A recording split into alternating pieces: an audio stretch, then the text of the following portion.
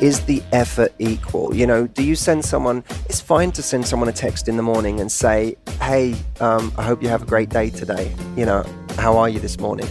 It's okay to send that text. Don't send it the next 3 days. Let's see if they do the same. Right. Look into his eyes. They're the eyes of a man obsessed by sex. Eyes that mock our sacred institutions. Bedroom eyes, they call them in a bygone day. You're listening to Sex with Emily. I'm Dr. Emily, and I'm here to help you prioritize your pleasure and liberate the conversation around sex. On this show, I'm joined by relationship and life coach, author, and YouTube personality, Matthew Hussey. We discuss whether or not casual dating actually exists, why rejection is actually a good thing, how dating apps have changed the dating world and how to actually meet people in real life, and the root cause of problematic dating patterns. Oh, P.S., make sure you subscribe to our podcast because Friday is part 2 of this interview and things get juicy. All right, intentions with Emily. For each episode, join me in setting an intention. What do you want to get out of listening to this episode? Well, I set one, and my intention is to give you a very practical look into what makes relationship work and what gets in the way of building a great partnership. We have a new article on our site, which is an Ask Emily. How do I tell a new partner about my fantasies? Okay, guys, remember, wherever you listen, we love when you rate and review the podcast. It totally helps us. And finally, if you want a question answered, just call my hotline, 559-TALK-SEX, or 559-825-5739, or just message me, sexwithemily.com/assemily. All right, everybody, enjoy this episode. Matthew Hussey's here and in your YouTube and podcast feeds to show you the ins and outs of love. At 34, he's demystifying dating in the modern world. In addition to hosting in-person retreats, his book, Get the Guy, was a New York Times bestseller, and he has millions of followers on social media with almost 400 million views on YouTube. Matthew's goal is to make women feel empowered. Welcome to the show, Matthew Hussey. Yeah, I've thought a lot about what my goal is, because when people ask me, what's your mission? What are you trying to do? And this might sound quite a philosophical start, but I think life is hard, and I like helping people feel less lonely in the process, whether it's because they're single and they want to be with someone, but they haven't met anyone yet, which can be really hard, or whether they're just going through difficult emotional issues and challenges in their lives. And I've built a career on putting out my ideas online in videos, and I'm really, more than I want to find someone a relationship, I want to help someone be less lonely in life. And I don't see them as the same thing. Because we are the epidemic of loneliness right now, right? It's gotten even worse probably during the pandemic. So less lonely. Well, I want to back up for a minute, though, because you started working with men initially, right? And then you started working with women at such a young age, and just thinking about, like, what was it where you're like, oh, I could help these women? What were the questions that you were like, I got this. I'll tell you, here's what gave me some early confidence. Yeah. I was working with a lot of men. It was like, over a 3-year period, it was close to 10,000 men I worked with. Oh my God. And I got to the point where I realized, well, women were asking me, can you do the same thing for us? Because they were hearing about me. And at the time I thought, well, I don't know. I'm trying to figure it out. I don't know you, but I do know guys. I know myself. And I'd learned quite a lot about human dynamics at that point. So I said, I could talk to you about guys. And they were like, great. Like, let's do that. We don't need to know about us. We want to know about men. The first thing I did was I actually picked up some major books that were written for women in their dating lives. And that actually gave me confidence. You're like, that I could had do better something to bring. So what, like the rules, or what were you reading that? It was like, one of them was the rules. The rules. Oh, One of them was the rules. I suppose I was interested to learn at that time that was a kind of seminal book, right, that had been out there for some time and was a huge bestseller. And I was interested in the lessons from that, and in all sorts of things I was reading, not just that book, but there were just a lot of things that I thought, that doesn't feel true to me as a man. Let's talk about that. So what was the advice? Because when I think about the rules and the advice, then it was like, wait for him to call, never be available on a Friday if he's calling you for the weekend. They should call by Wednesday. Be busy, don't answer, don't be needy. What was wrong about all the advice then? What do you teach? And by the way, I will say this. because if I were the people who wrote the rules watching me right now, I'd be annoyed in the same way as someone watching my old videos. Right. Says, I watched a bunch of Matthew Hussey videos and there's a whole bunch of ways I disagree with him. Well, there's a whole bunch of ways I disagree with myself too. Yeah. When I look back on my old content, there's a lot of stuff I'm like, I wouldn't say that anymore. No, I'm the same. I have them edited. Like, oh, did I say that? Like, I cringe. I get it. I don't want to paint a picture of kind of going after anyone's work in that way unless I really can't stand it. But, there was one particular message in that book, which is if he's not approaching you, then he's not interested. And that almost was like at the core of what I knew not to be true for me and so many people, because I had actually spent most of my life avoiding the very people I was interested in. Because of fear, anxiety, rejection. You asked me to help a 92-year-old lady across the street with her bags. I could do that any day of the week. Right. But at that time in my life, as a teenager especially, if you'd have asked me to go and talk to the woman I actually was attracted to, that was tantamount to death. Yeah.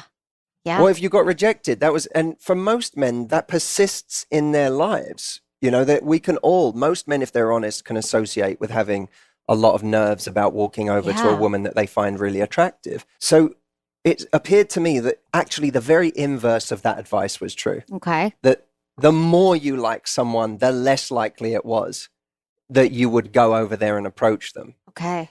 Now, that's changed actually a little bit, because now with dating apps, you can approach with relative ease. Right. Knowing that the rejection doesn't sting nearly as bad as walking up to someone in a coffee shop or a bar.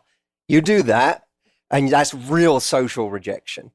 Are you encouraging people to do that anymore, to go up to people and... Well, as if we needed another spanner in the works for that. As if we needed another thing that would make that difficult. We already... Pandemic, masks. We already had dating apps which have stripped most of us of our social skills. Right. Because now I can just interact with lots and lots of people with no real repercussions. I don't have to get good at talking to people. Right. I don't have to get brave.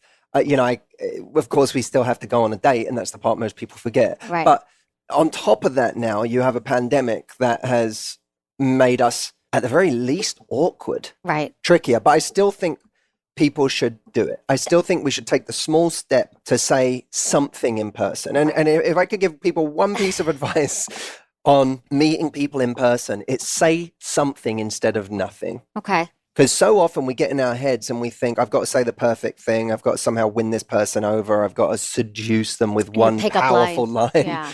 But what most people actually need is a green light for an interaction, whether it's man or a woman. Okay. We need a green light for an interaction. We're looking for that cue from somebody else that it's okay to invest a little of ourselves. It's kind of like walking down the street. If you walk down the street and a stranger smiles at you, doesn't matter, man, woman, young, old, whatever. If a stranger smiles at you, in that moment, you're quite likely to smile back.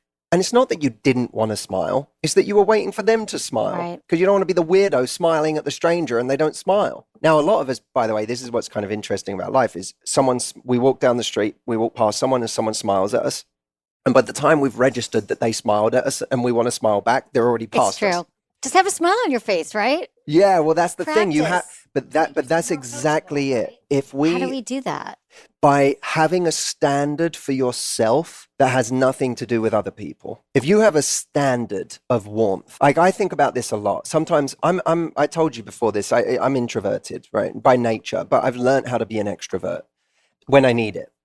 And I'm a big believer in, before I go to a party, or I was just at an event in Connecticut where I was around a lot of people, even to this day, I have to sometimes really psych myself up for those situations because I'm like, oh God, I've got to go and interact with a whole bunch of people and do small talk and do this, that. Some of that is just the effort of it all and the fact that I don't love small talk. Right. Who does really? But some of it is ego too.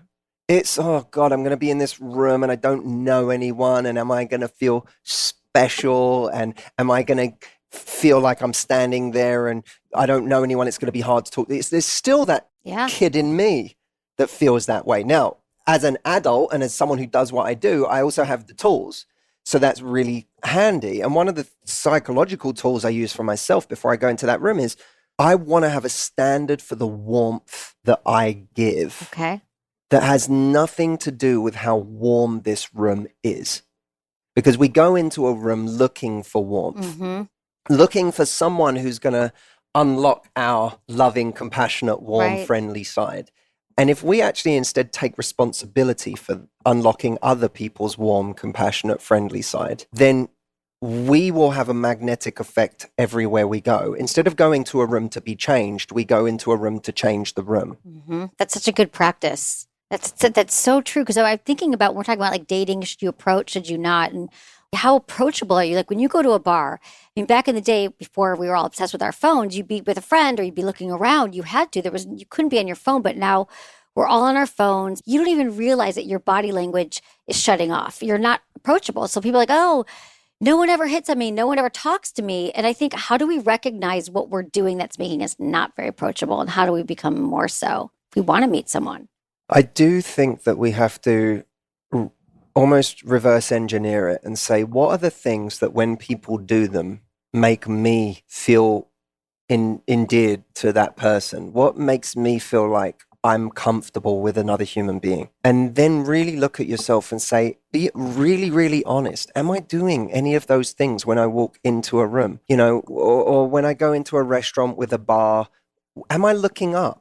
Like simple things. Am I actually looking up and at the room? Or is my head in my phone? And we know most people's heads are in their phones, not because there's anything that interesting there. It's really not. It's because it's a comfort blanket. It's smoking. You know, it's like smokers kind of look cool and indifferent because they always have something to do. People on their phones, it's the same thing.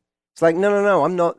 Look at me. I'm not a loser. I have something to do. Right. I'm checking Instagram posts of people I don't know. Exactly. Do you ever look somewhere around and everyone's on their phone and they're always on Instagram? Like you just look to the left, to the right. Yeah, because it's you know, I'd be the last person on earth to say how addictive it is, but I'm getting lost in this mosaic of lives and stimuli and colors and patterns and aesthetics and moments, none of which are my life, none of which are the room that I'm actually in, none of which are the people that I'm actually surrounded by. You know, you've got someone who is surrounded by other people, but looking down in their phone saying, I can't meet anyone. It first is about lifting our gaze to the world that's actually around us, to the world that we're actually inhabiting, opening up our body language to the room. What we do is we go and find a corner of the room or a table, and we close off to the room, and everything points inwards, and we close our space down. Yeah. We're in this big room with lots of people, and then we close our space down and our energy down, and it becomes a really brave thing someone has to do to come over, turn you around, lift your gaze up from your phone, and try and say something. Right. If the way that you are with your body language and where your eyes are looking and what you're doing is something that requires someone else to be disproportionately brave to come over, that's why you're not being approached. Right. You want to lower the amount of bravery required for someone to talk to you. And even not even just if you're sitting up, because people might be saying, well, I don't sit in bars or I don't sit anywhere, but even when I'm going through the airport, I'm just out walking down the street, in my neighborhood, I really make an effort just not to be on my phone, just to be observing what's going on around me. Because there's always potential to meet people if that's what you're looking for. But there is an openness and a warmth to you. You know, even such small things. This is why it's hard. It can be hard to teach for the very reason that these things are subtle. I know. You know, it's hard to tell people who watch your podcast, Emily's a great hugger. Yeah. They don't know, but I walk in, you give me a hug, and you're a great hugger. I thought you were a great hugger. But there's a warmth and a feeling of like, oh, this is someone who's comfortable in their skin. Yeah. This is someone who's comfortable with affection. This is someone who's open. And all of that you get from a hug. And in that moment, you go, oh, we're going to get on. Yeah, right. You know what I mean? Oh, yeah. We're going to get on. This is going to be easy. All from that moment. Mm-hmm. It's an openness and in a way a vulnerability. Yeah. Not being afraid to be open. And I think of conversation that way too. You have to risk saying something and someone not giving you the same warmth back. smiling and someone not smiling back, revealing a little detail about yourself, and someone not choosing to reveal anything about themselves. Right.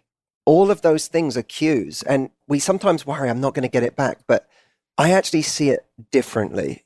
I see it as you'll get it back from people who are like you. Right. The kind of warmth that you want to bring into your world, you won't get it from everybody, but you'll get it from the right people. And that's how you'll know who your people are. Right. You'll know because of the way that you react. You become this beacon that other people like you will be like, oh, there she is. Right. Exactly. I think it's like what you talk about in your work a lot about. We spend so much time worrying about the people that are going to reject us, why they left us, why they ghosted us, why they didn't return the call. But I always say, and it sounds so cliche, but like, well, then they're not your person. They just did you a favor. The fact that they didn't call you back, or the fact, thank God it was only one date and it wasn't a year. But we spend so much time on that. I think, don't you help probably a lot of people. We can't make it as like a judgment about ourselves, that we did something wrong, that we're a bad person.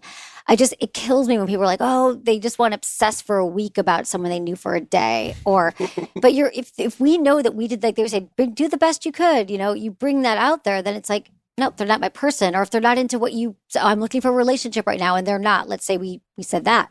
Great. So now you know, right? So well, there are so many ways to unpack what you just said, because unpack it, Matthew. If you take the scenario of falling in love too quickly, that can be a sign that someone's not ready for a real relationship, because you can't possibly have fallen in love that quickly. Yeah. This isn't based on anything real. This isn't based on the actual person. It's not based on the qualities they really have. You can't base it on how great of a partner they are, because you have no idea what kind of a partner they are. You can't base it on the kind of person they are when you're sick and you need comfort, because you've never been through that together.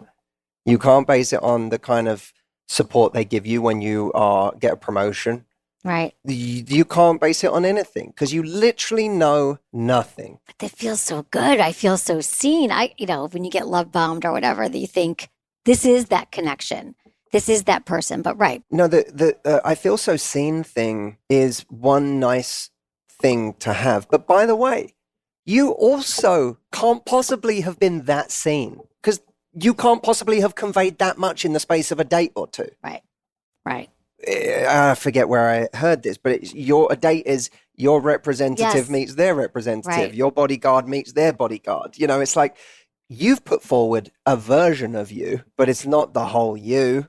Right. There's a lot you held back. There's a lot that hasn't come out yet. So even if they made you feel so seen, they might be a wonderful listener. They might be an empath who can really connect with you, but you have no idea what kind of teammate this person is going to be, even if you feel seen. Right.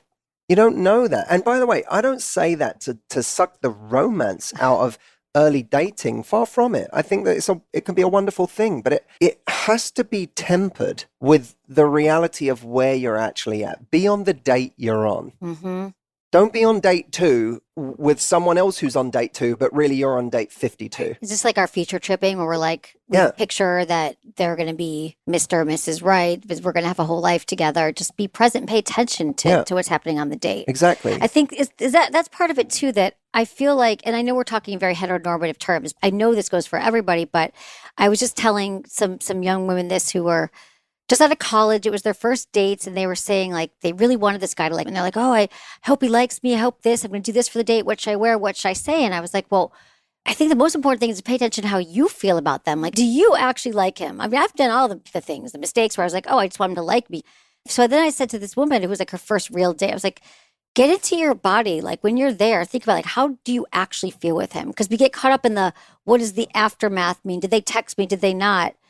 Were they into me? But there's that part of it is be on the date you're on, be present. What's happening? Like, what is do I feel good? Do I actually like this person? Don't take 100% of what you should be doing from how you feel about him. Okay. How you feel about someone is very different from what they're doing in relation to you, or what they're giving to you, what they're investing in you. How you feel about someone is, it's like saying, how do you feel about your favorite actor? Right. They're the best. Right. I love them. Oh my God, they're so talented. They're so good looking. Right. They're so charismatic. That's how you feel about your favorite artist, writer, actor, whatever. That has nothing to do with you. It's separating how highly you think about a person in isolation from what you can actually build with them. Because what you can build with them is about the dance between the two of you. It's not about how wonderful you think they are. That's a completely different thing. Right. And people, I've said it ad nauseum over my career. People invest based on how much they like someone, and you shouldn't invest based on how much you like someone. You have to invest based on the mutual exchange of investment that's happening between you. Invest in someone who invests in you. Now, look, in the beginning, someone has to move, right? You can't just, if you sit around and say, I'm just going to wait for someone to invest in me, then you can have a stalemate. Right. Someone has to move. Someone has to say, hey, how are you? And then, we have a conversation. Someone has to say, should we go out sometime? Oh, one of us asked the other one on a date. Someone has to say, I like you before the other person says, I like you, and so on. There's always got to be someone who steps in closer. Moving it forward. That's fine. That is a very small form of investment, but then you invest and you test. You see, if I move forward, do you move forward? Or do you stand still? Or do you move backwards? And come to think of it, why do I find you more attractive when you move backwards? Why though? What's going on with me? Right. Groucho Marx said, I wouldn't want to be a member of any club that would have me as a member. Contained in that is the problem with most people's confidence in dating. You like me? There must be something wrong with you. Right. You don't want me? Well, now we're on to something. Yeah, right. We're going to take a quick break to hear a word from our sponsors, but when we come back, Matthew breaks down how to stop dating people who aren't right for you and find a truly good match.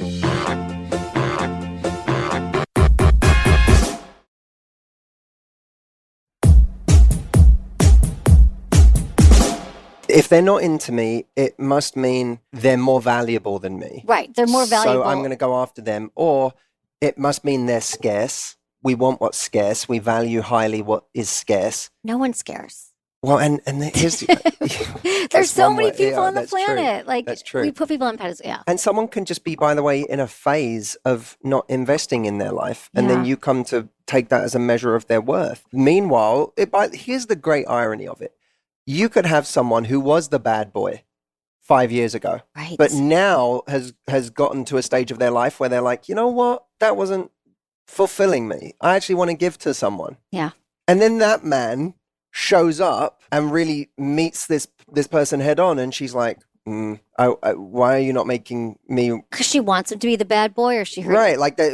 You're missing that thing, right? And like the irony is that he maybe he was that thing at some point in his life, or he was that thing to somebody else yesterday, but now he turned around to meet you. And we have a lot of issues that blind us to the fact that there's someone in front of us who's actually trying. You said, what about when they were trying and now they're not, and that confuses us. We have to get to a point where we say consistency of behavior is going to be attractive to me. Right. Okay. I'm not going to do the calculation but last month, right, he said he liked me, or doesn't matter. What's he doing now? And what's he doing each week? Or she? What's it like?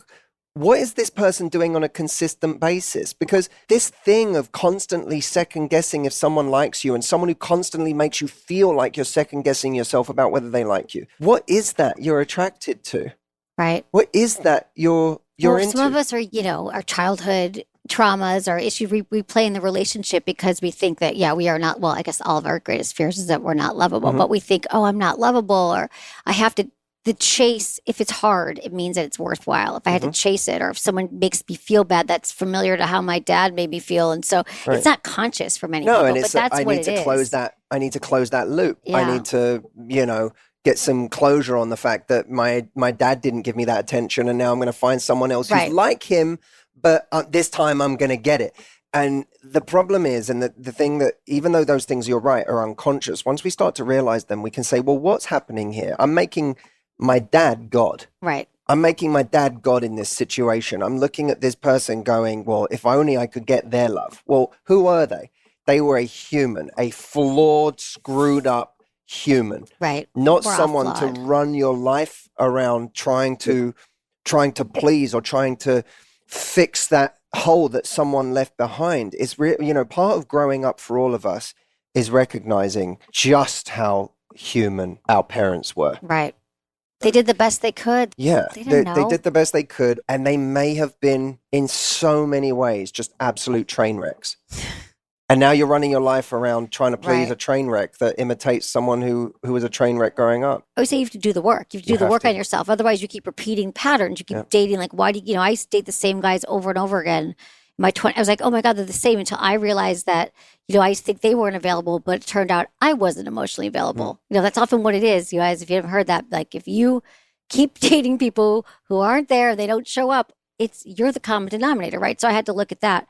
But how do you get people to do the work? I always say when you break up with someone, don't jump right back into a relationship, but maybe look at yourself, look at the patterns. Like, how do you help people kind of look at those mistakes they're making in dating to make better choices in their next relationships or their next partners? Well, I think some things are learned by dating a different kind of person than the person we normally date. I do think that you learn a lot from that experience, because you see a different way of loving. If you suddenly start dating a person who in an argument handles an argument compassionately and doesn't try to cut you emotionally in an argument, and you're arguing and they say, listen, I really don't want you to feel that way, and I didn't mean that, and and they suddenly, like, you hear a new language around an argument, and you sort of it's uncomfortable in the beginning, because like, no, this is where you say a really mean, nasty thing, and this is where I give you the silent treatment for the next 3 days, and what's going on? And you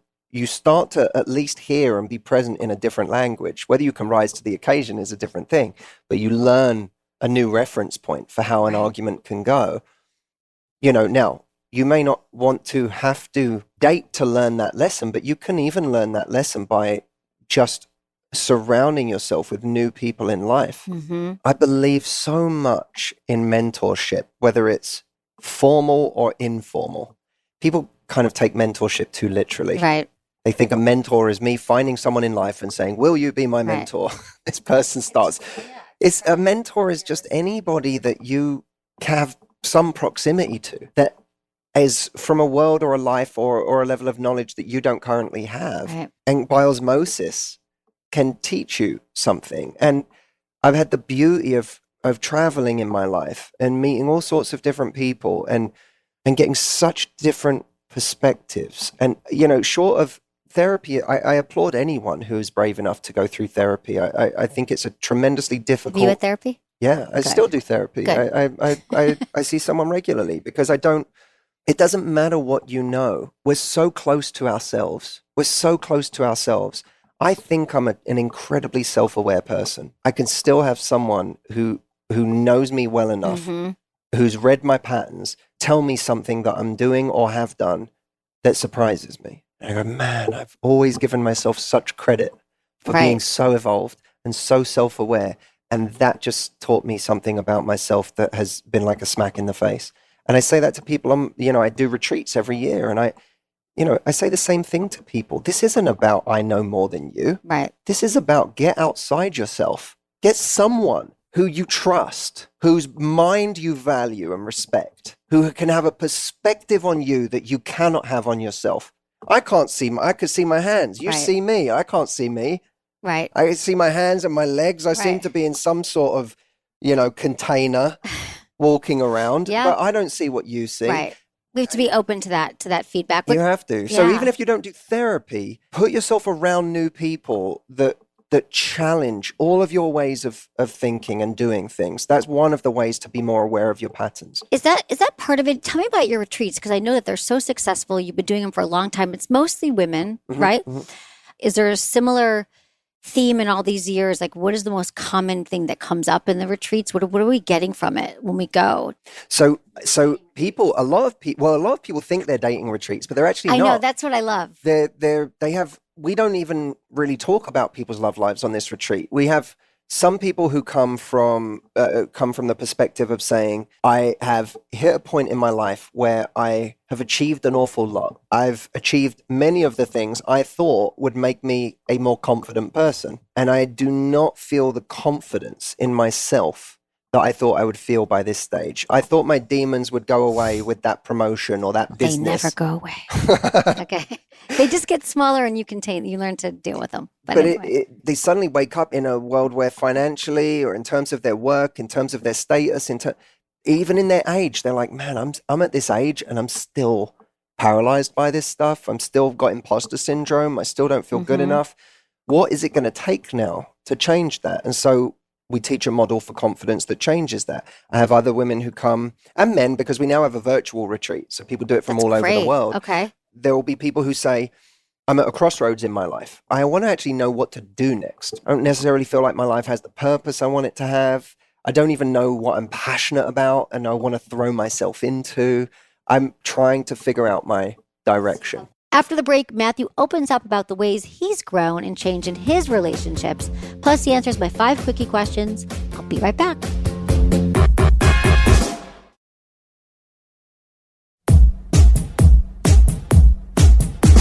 Okay, so you just said you do a confidence exercise because confidence, I guess people think, and I think I've heard you say this too. I was writing down a bunch of your quotes, but like it's not like a light switch. You don't just like, I'm confident to check that box. It is a practice to be confident. And we all go through stages where we feel more and less so. So what's a confidence exercise?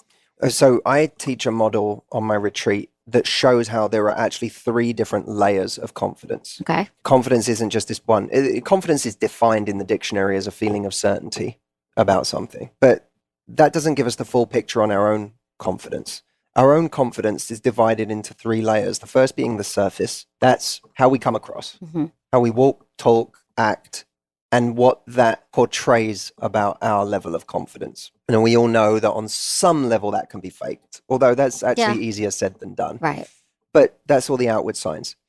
We then have the lifestyle level. The lifestyle level is the things in our lives that underpin our confidence. At least, I suppose, on a egoic level. So you might be confident, and maybe not just on an egoic level, but even on a sort of a Maslow's hierarchy of needs on a security level. Right. I have the job, I have the car, I have the... Correct. I have all these, I have all these things that give me confidence. I have a dog I love. I have friends I love. I have great parents, or I know 3 languages, or I play an instrument, or it's all of these things that accumulate to kind of make us who we are and be able to say, look, I'm secure and safe and I'm a person of value. We know the dangers of that layer of confidence. It's fleeting. It's not real, right? Friends go, relationships go, our job can disappear, it can change. Get cancelled.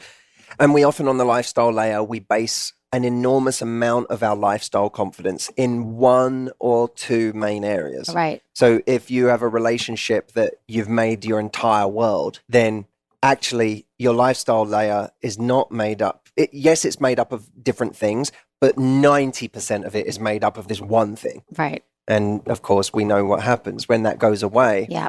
It doesn't just feel like the death of a relationship. It feels like the death of us. Right. That's who we were. Was like that if you're going through a breakup, you mean, that or that relationship, or whatever it may be. Don't put all your eggs in any basket. Right, and that's exactly it. On the lifestyle layer, people do put all of their confidence eggs in one basket, and that's why that area makes them particularly vulnerable. And it's why in a relationship, by the way, that person then has a kind of emotional gun to your head the whole time, and is loaded by your own insecurity because you can't bear the thought of them leaving, because them leaving is like a death of you. Right. So now you'll do anything to make them stay. And now you start dropping all of your boundaries, dropping all of your needs, subjugating yourself to them, doing anything you can to make them happy, and so on. So on the lifestyle layer, it's about diversifying our confidence. And on the retreat, I take people through a very intense process of diversifying their confidence. Because it's not that whilst we can, from I suppose, a kind of enlightenment perspective, say we shouldn't base any of our confidence on that egoic kind of identity-driven level. It's just a construct. It's not really us, and so on. But, we live in a world where we do spend our time doing things, and those things can give us confidence. But they're not a confidence that should be relied upon. Right. They're a luxury item. Right. Because the deeper level of confidence, that the essential item is the third layer, and that's the core. And the core is one of the most profound things that I do with people on the virtual retreat or the in-person retreat. Our core confidence is about our relationship with ourselves. And what I do with people there is begin a new relationship with themselves. And for some people, begin a relationship because they've never had one. Right. They've had a relationship with the world. They've had a relationship with life. They've had a relationship with other people, but they've never had a relationship with themselves. Right. And that relationship is going to determine a whole lot about our lives. Like they have negative self-talk, or they just don't really believe in themselves. They don't masturbate, for example. That's an important relationship. But there's a disconnect there too. Yes, exactly. Right? That's it. So people on the core, even belief, if you think about it, even belief in ourselves, which is important. Belief comes from being able to do something, usually. It comes from having had reference points for the fact that I can do this. And some of us, there's areas where we haven't got reference points. Right. Like we might have every relationship we've been in, we got cheated on. And so when someone says you have to believe that you can find a relationship with someone that won't cheat on you, it's like, well, tell me how to do that. Because every single relationship that person has cheated on me. I get that all the time from people. Like, everyone cheats on me, or everyone this and that. It's like, well, clearly there's something that you're bringing to the table you're not seeing, but... Well, there's something you're ignoring. But yes, I think in some ways, belief is overrated. The idea that we have to believe we can do something is overrated. So don't say just believe that you cannot be cheated on, to go back to your point. I think that you have to change the idea that you can do something to the idea that it's necessary, that you have to. That when something is essential to your being, when something is essential to the way you want to live life, you no longer really have to worry about whether you can. You just do it. I mean, I was 21 when I lost out on a really big job interview. And I at the time I was weighing up this job versus starting my own business. And I screwed up this interview royally. I mean, I went in and self-sabotaged the crap out of this interview, and they didn't give me the job. And all of a sudden, this option that I thought I had, should I start my own business? Right. Should I go and work for this big company? Oh, the choices. Suddenly, someone took away half the choice and said, well, you ain't getting that anyway. So now I went, I have to make this business work. It's essential. I have to. And that's a different feeling from, could I make this business work? And in our relationships, do you need to believe that you're not going to be cheated on?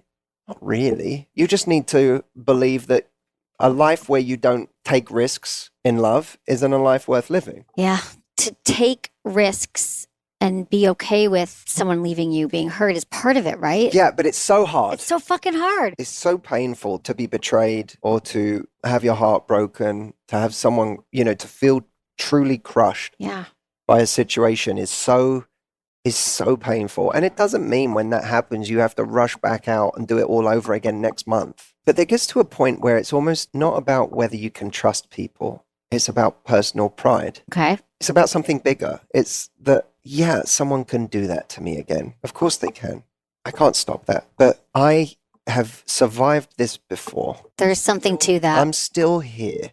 I can keep going. And I have most likely new tools now. Yeah. We learn the lessons from the past. We have to learn them now. I've learned lessons, or I've gathered new intelligence, and therefore I can do this again. This doesn't have to be a thing that breaks me. And even if it happens again, I can have true pride in the fact that I showed up. And I do think, I think there's something that's underrated about a situation where, many people have been in a situation where they gave their all to a relationship and were crushed in the process. Just someone steamrolled them and they never saw it coming. What's underrated, I think, is that those relationships where we truly give our all really can show the best of us. We get a chance to see who we can be when we're at our best, when we really are showing up to something.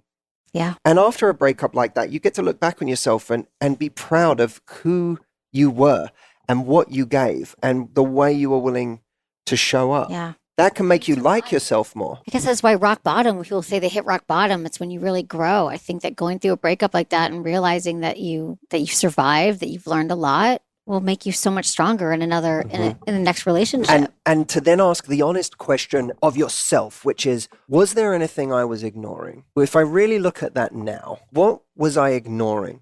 What did I not speak up about? Right. And this is true in every relationship in our lives. Even in work. Yeah. Like, what are you not saying? You, I'm sure, have let go of people where you went, the thing I let go of them on, the reason I decided I didn't want them in my company anymore, I knew 2 years ago. Oh, yeah. Always. Yeah. I knew that years ago, and I didn't talk to them. I didn't have the conversation, or when it kept happening, I kept ignoring it. We had the conversation and then they did it again, and I just thought it was too much effort to bring it up again, or I said to myself, it'll go away on its own. Maybe they'll, you can see that. And it's a great lesson when you say, well, I'm not crazy because I actually did see this, this, and this, and I chose to ignore it. Now, that doesn't mean, it doesn't make them right. It doesn't excuse what they did. But what's going on with me that I chose to ignore that? Come to think of it, how many difficult conversations am I avoiding in my life? That's a really good practice. I've been doing that lately too. I was reading some book about this on my trip, and it was like, make a list of all the conversations you're not having. And it's such a great practice. It really is. Your life will improve in direct proportion to the number of difficult conversations you're willing to have. Exactly.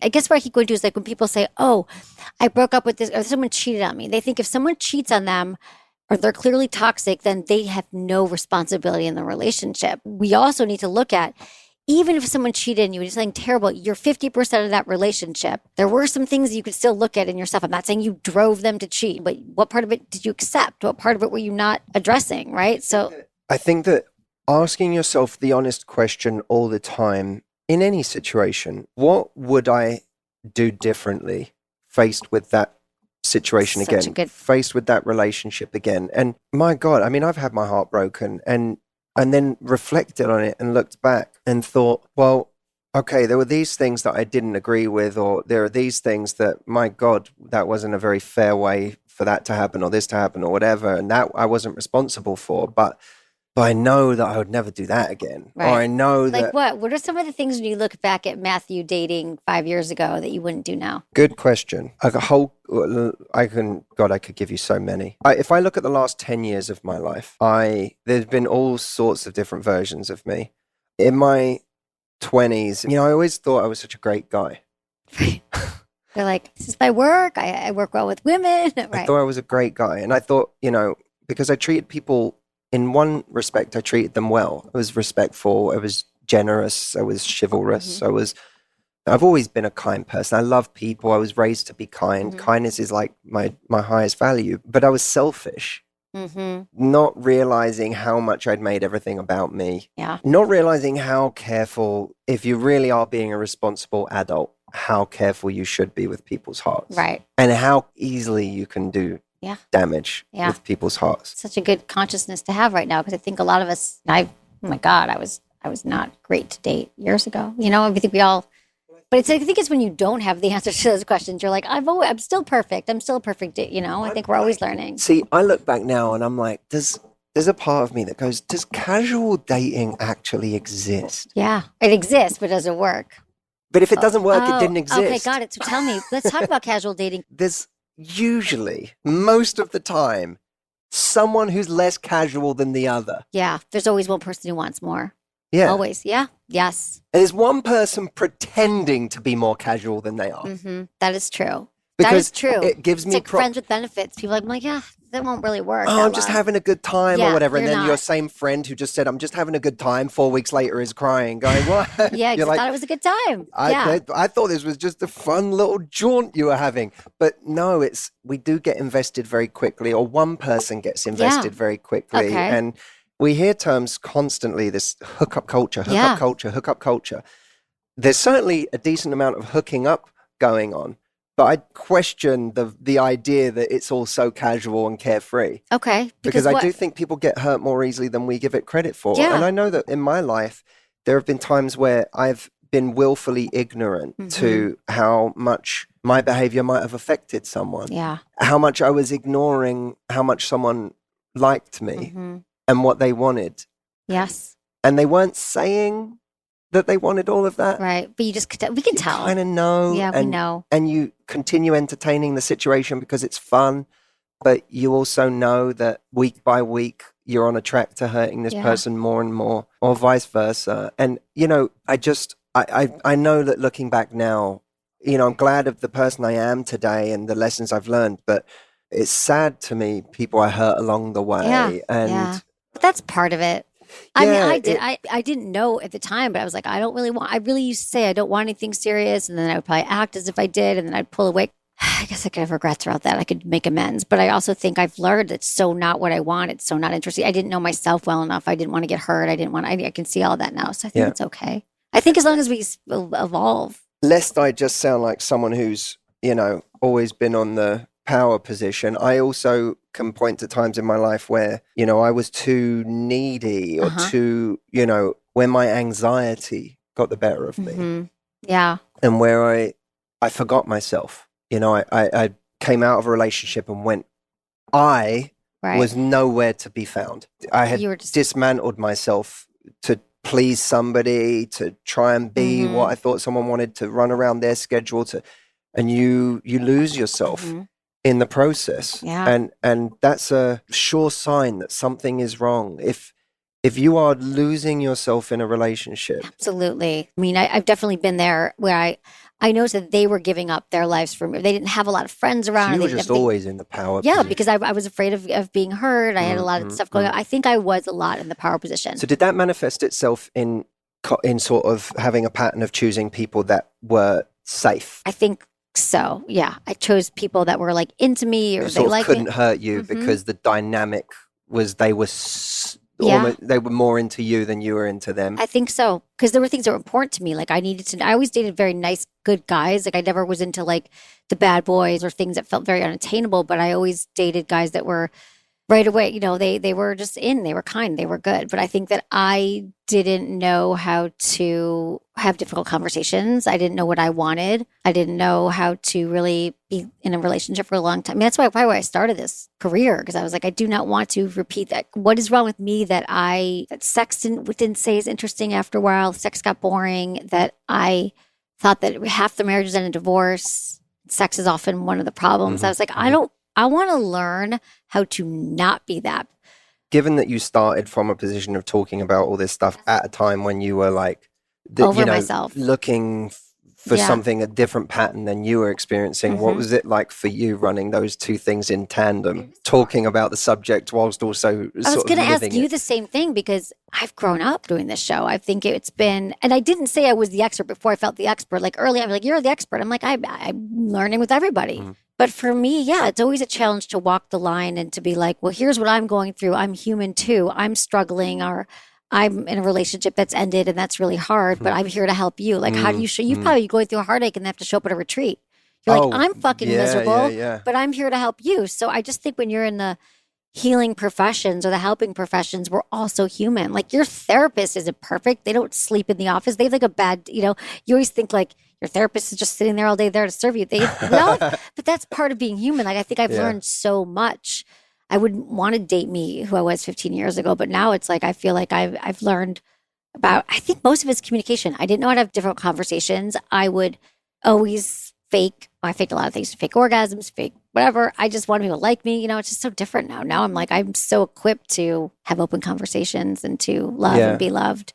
I feel that. And I know my issues and I talk about my issues. I'm like, this is where I struggle. Like, I think it's okay. I think I used to think it wasn't okay to talk about, you probably get this a lot, like afraid of being needy or afraid of being like, I was the anti-needy. I was like so independent, and I still am. I think that that's a challenge. I'm like, you're so independent, but like, I want to be loved. I want to be in a relationship, so it's just. But it makes for a very three-dimensional person coming out the other side of that, because of course you still have access to all of those very strong parts of you. But when you then couple that with the softness of being able to be vulnerable or be open about yourself, or the warmth, or the even being self-deprecating or whatever, it creates a very attractive three-dimensional picture that we don't have when we're trying to be a caricature. That's it for this episode, but subscribe and stay tuned for part 2 of my interview with Matthew Hussey, when we get into how to tell if your partner is actually invested in your relationship. We talk about love bombing and how to spot authenticity on a date, the importance of consistency. Oh, we cover a lot, so be sure to subscribe for the next episode. Thanks for listening to Sex with Emily. Be sure to like, subscribe, and give us a review wherever you listen to podcasts, and share this with a friend or a partner. Believe me, if you got something out of this, they will too. We release 2 to 3 episodes a week. Find me on Instagram, YouTube, Facebook, and Twitter. It's all at Sex with Emily.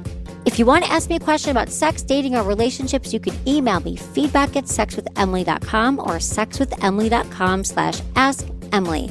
And check out my website. We have so many articles on there helping you better sex. And you can check out our guides at sexwithemily.com/guides for free guides that will give you expansive tips and activities. Sign up for our weekly emails because, hey, I've been told I give really good emails. Was it good for you? Email me feedback@sexwithemily.com.